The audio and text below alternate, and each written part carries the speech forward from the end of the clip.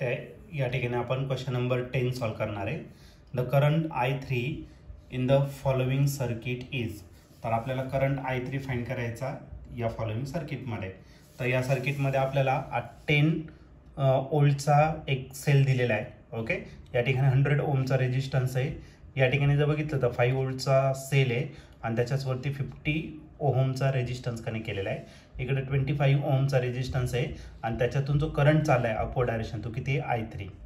Okay, तर आपल्याला I3 current किती असणार तो आपल्याला या ठिकाणी फाइंड करायचं. त्याची डायरेक्शन पण त्यांनी दिलेली आहे तर आपल्याला ती काही चेंज करता येणार नाही. ओके, तर याच्यामध्ये तुम्हाला 4 ऑप्शनपैकी पहिलं जे ऑप्शन दिलेलं आहे या ठिकाणी ए ते आहे -2 / 35 एम्पियर.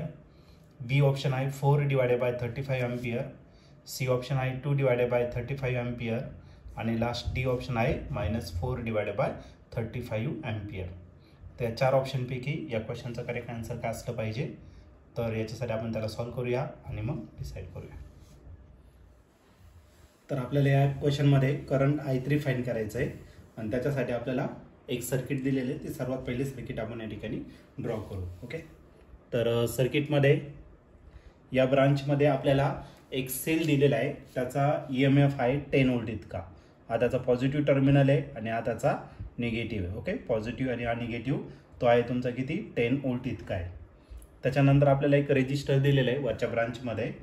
तो आहे 100 ओहम इतका. हा जो रेजिस्टन्स आहे 100 ओहमचा आहे. त्याच्यानंतर इकडच्या ब्रांचमध्ये एक रेजिस्टन्स आहे तो दिलेला आहे तुम्हाला 50 ओहम इतका दिलेला आहे. त्यानंतर पुन्हा एक सेल दिलेला आहे. हा त्याचा पॉझिटिव्ह टर्मिनल आहे हा निगेटिव्ह आहे आणि याचं जे EMF आहे ते किती दिलं तर 5 वोल्ट इतकं दिलेलं आहे तुम्हाला आणि आपल्याला या ठिकाणी कनेक्ट करायचं आहे. त्यानंतर इकडे एक रेजिस्टन्स दिलेला आहे आणि या रेजिस्टन्सची जी व्हॅल्यू आहे ती आहे 25 ओहम इतकी आणि याच्यातून जो करंट पास होतोय तर हा करंट दिलेला आहे तुम्हाला I3. तर हा I3 करंट किती असणार आहे ते आपल्याला या ठिकाणी फाइंड करायचं आहे. ओके, आता आपल्याला कन्सेप्ट माहिती आहे की करंट नेहमी कोणत्या डायरेक्शन पास होतो, always directed from positive potential to negative potential. Okay, तर या ठिकाणी पॉझिटिव्ह पोटेन्शियल जर घेतलं तर या ठिकाणी ही जी सेल आहे तर या सेलचं जे EMF आहे ते आहे 10 वोल्ट आणि याचं जे आहे ते 5 वोल्ट आहे. म्हणजे आपला करंट जो आहे तो हायर पोटेन्शियल रिजनकडून जाणार. ओके, मग इकडून जो करंट आहे तो किती घेतला, सपोज मी I1 इतका घेतला आणि इकडून जो करंट येतोय तो किती घेतला तर I3 इतका करंट आपला घेतलेला आहे. मग I1 करंट या जंक्शनला येणार. ओके, इकडून I3 येणार. या दोघांची काय होणार तर ॲडिशन. मग या ब्रांचमधून जो करंट पास होणार आहे तो किती असेल तर I1 + I3. पुन्हा I3 आपला करंट इकडे जसाच्या तसं निघून येईल आणि त्याच्यातला जो I1 करंट आहे तो पुन्हा 10 वोल्ट EMF कडे या ठिकाणी काय तर पास होणार. ठीक आहे, या सर्किटला आपण काय करू तर लेबलिंग देऊन टाकू. तर याला A कन्सिडर केलं, याला B कन्सिडर केलं, याला C, D झाला, इथला E झाला आणि सपोज हा पॉईंट जो आहे तो काय घेतला तर आपण F या ठिकाणी कन्सिडर केला. आपल्याकडे आता टोटल करंट 2च आहे, I1 आणि I3. मग आपल्याकडे 2 लूप जरी असेल तरी आपण याला काय करू शकतो, आरामात सॉल्व्ह करू शकतो. एक काम करू, एक बाहेरचा लूप या ठिकाणी कन्सिडर करू आणि KVL त्या ठिकाणी यूज करू. Okay, in loop. तर लूपचं नाव आपण इथून स्टार्ट करू, BCDEFAB.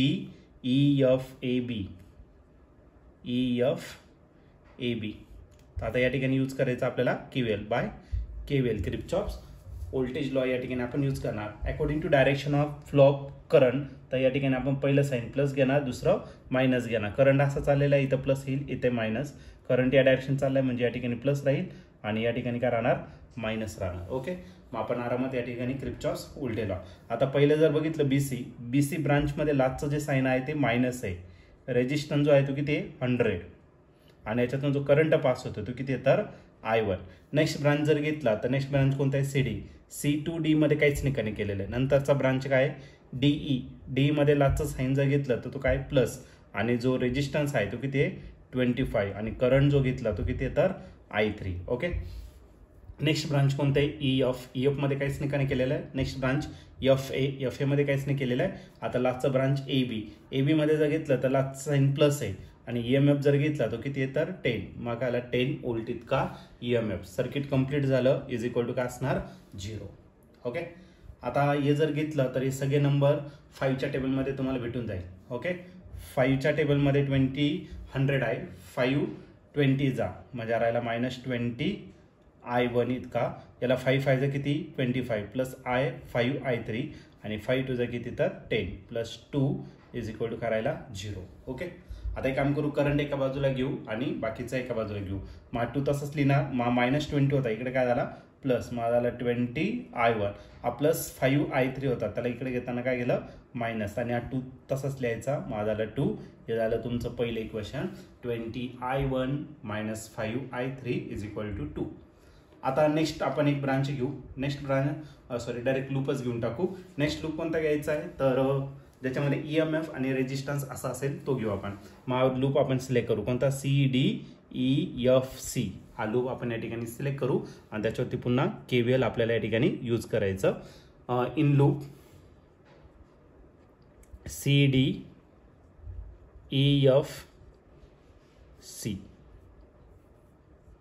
आणि पुन्हा यूज करायचं by KVL Kirchhoff's voltage law या ठिकाणी आपल्याला यूज करायचा. ओके पहिला जो ब्रांच आहे C2D याच्यात काहीच नाही केलेलं आहे. नंतर DE मध्ये लाचं साईन प्लस आलं आणि रेजिस्टन्स 25 आणि जो करंट आहे तो किती तर I3 इतका. नेक्स्ट ब्रांच जर घेतला EF त्याच्यातही काही कनेक्ट नाही केलेलं आहे. FC मध्ये लाचं साईन इथलं प्लस आलं मग तो प्लस 5 व्होल्ट झाला, इथे प्लसच आलेलं आहे. रेजिस्टन्स आहे 20 आणि करंट मात्र काय I1 plus I3 is equal to काय झाला 0.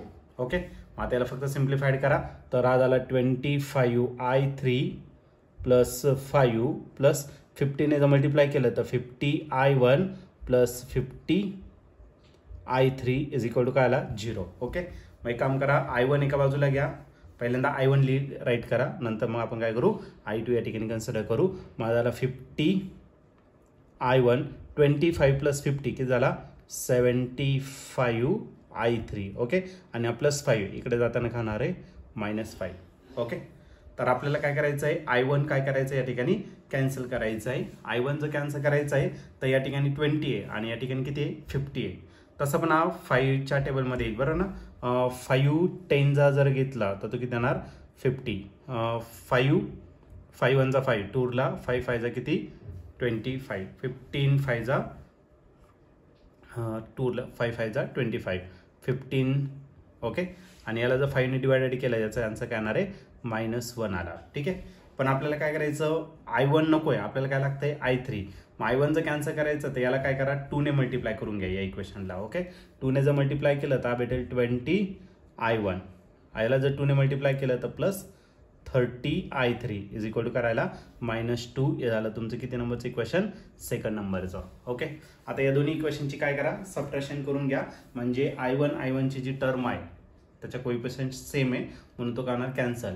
हे सायमल्टेनियस इक्वेशन आहे तर ते आपल्याला या ठिकाणी काय करायचं सॉल्व्ह करायचं. मग मी काय करतो इक्वेशन 1 मायनस इक्वेशन 2 आपण या ठिकाणी परफॉर्म करू. इक्वेशन 1 काय आहे तर इक्वेशन 1 आहे 20 I1 minus 5 I3 is equal to 2. Okay यातून मायनस करायचं आपल्याला या नंबरचं इक्वेशन म्हणजे इक्वेशन नंबर 2. मग तो किती आहे 20 I1 plus 30 I3 is equal to -2.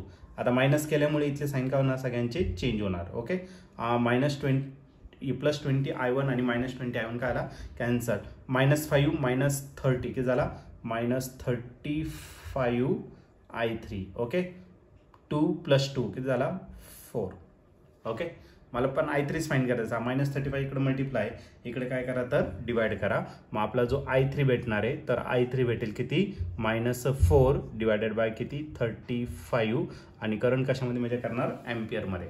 Okay already याची करंटची डायरेक्शन चुकलेली आहे, मायनसपासून तो निघणार नाही, तो प्लसपासून निघाला पाहिजे होता. याची करंटची डायरेक्शन चुकलेली आहे म्हणून हे जे आन्सर आहे ते कशामध्ये आलं तर मायनसमध्ये आलं. -4 डिवायडेड बाय 35 एम्पियर हे त्याचं आन्सर असेल. ओके आणि या ठिकाणी ऑप्शन जर बघितलं तर ऑप्शन नंबर डी जो आहे तो आपला या ठिकाणी करेक्टली मॅच होतोय. मग या क्वेश्चनचं जे आन्सर असणार आहे ते ऑप्शन डी आणि ऑप्शन डी म्हणजेच काय -4 डिवायडेड बाय 35 एम्पियर.